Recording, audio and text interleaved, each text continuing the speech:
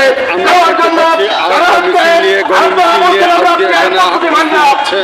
ঘোষণা দিতে চাই ছাড়া বাংলাদেশে কোন নির্বাচন হতে দেওয়া হবে না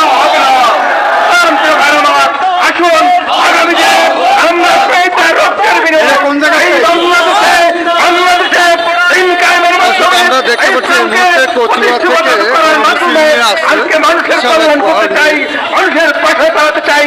এদেশে কোনো লুটতরাজ, এদেশে কোনো সন্ত্রাস, এদেশে কোনো বৈষম্যহীন কোনো কাজ আমরা করতে দেব না।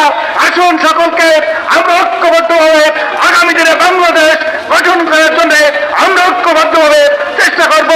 এক্ষেত্রে বাংলাদেশ জামাত ইসলামী আর আগামী দিনে আমরা অনেক রক্ত দিয়েছি, আর রক্ত দিতে চাই না। আমরা অন্যায়ের প্রতিরোধ করে ছাড়বো ইনশাল্লাহ।